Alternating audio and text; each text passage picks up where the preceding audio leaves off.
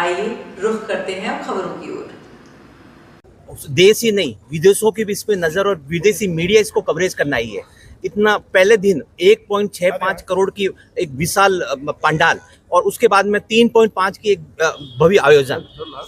देखिए, निश्चित रूप से कुंभ विश्व के लिए एक अनूठा उत्सव है, जहां स्वतः स्फूर्त भाव से देश और दुनिया से करोड़ों लोग श्रद्धा का भाव लेकर के, कुछ उत्सुकता का भाव लेकर के, कुछ कौतूहलता दुनिया भर से जानने के लिए कितना बड़ा आयोजन कैसे किसी देश में एक स्थान पर हो सकता है।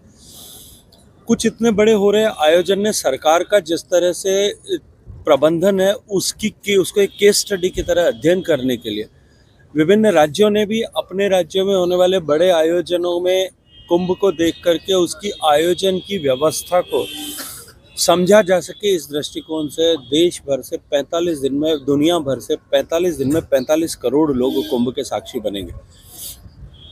पहले दिन पूर्णिमा के स्नान में और बाद में मकर संक्रांति के स्नान के दिन लगभग इन 2 दिनों में 5 करोड़ लोगों ने कुंभ में जो है स्नान किया है। लेकिन इसके साथ साथ में लगभग 15 लाख लोग जो हैं कुंभ में पूरे 45 दिन तक रह करके कल्पवास कर रहे हैं। लगभग इतनी बड़ी संख्या साधुओं की है जो पूरे 45 दिन तक लगभग कुंभ में रहने वाले हैं, और लगभग इतनी बड़ी संख्या यानी 15 लाख लोग ऐसे हैं जो सफाई कर्मचारी के रूप में, विभिन्न व्यवस्थाओं को देखने वाले कर्मचारियों के रूप में, भोजनशालाओं का प्रबंधन करने वाले और भोजन का व्यवस्था करने वाले लोगों के रूप में वहाँ स्थायी रूप से निवास कर रहे हैं। लगभग 50 लाख लोग स्थायी रूप से निवास कर रहे हैं और बाकी लोग जो है नित्य प्रतिदिन आते हैं। और ऐसे बड़े स्नान के दिन और भी ये संख्या आने वाली मौनी अमावस्या के दिन और भी ये संख्या जो है बड़ी होगी।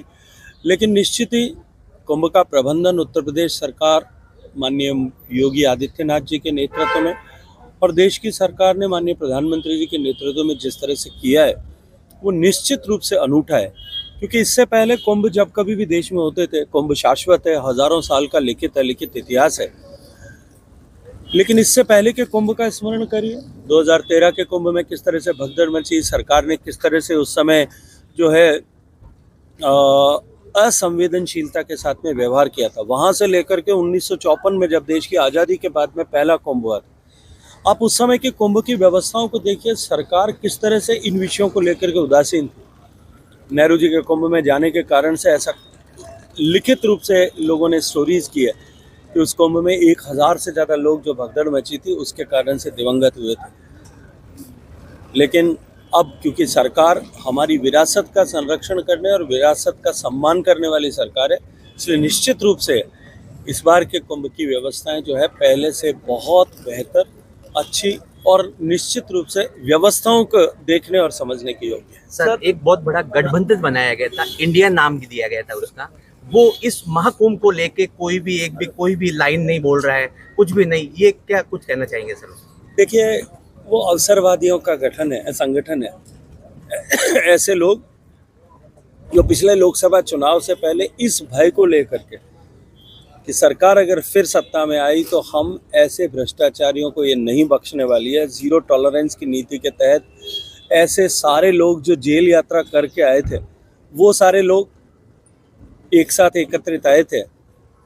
मुझे नहीं लगता कि ऐसे लोगों और ऐसे आचरण और व्यवहार करने वाले लोगों से, जिन्होंने कुंभ को पहले सत्ताओं में रहते हुए इस उदासीनता के भाव के साथ में, असंवेदनशीलता के साथ में देखा है, वो कुंभ की महत्ता और आस्था को भी समझते हो। सर, राहुल गांधी के बयान को किस तरह से देखते हैं? देश ने ट्वीट भी किया था, किस तरह से? राहुल गांधी जी के कौन से बयान के परिप्रेक्ष्य में आप बात कर रहे हैं? लिखा था कि उनके ही वंशज उनका मुखौटा होता है। देखिए, गांधी परिवार की राजनीति और वर्तमान में नेतृत्व कांग्रेस पार्टी का, उसको लेकर के अब देश और दुनिया के सामने वो बेनकाब हो चुके हैं। उनका चेहरा सबके सामने उजागर हो गया।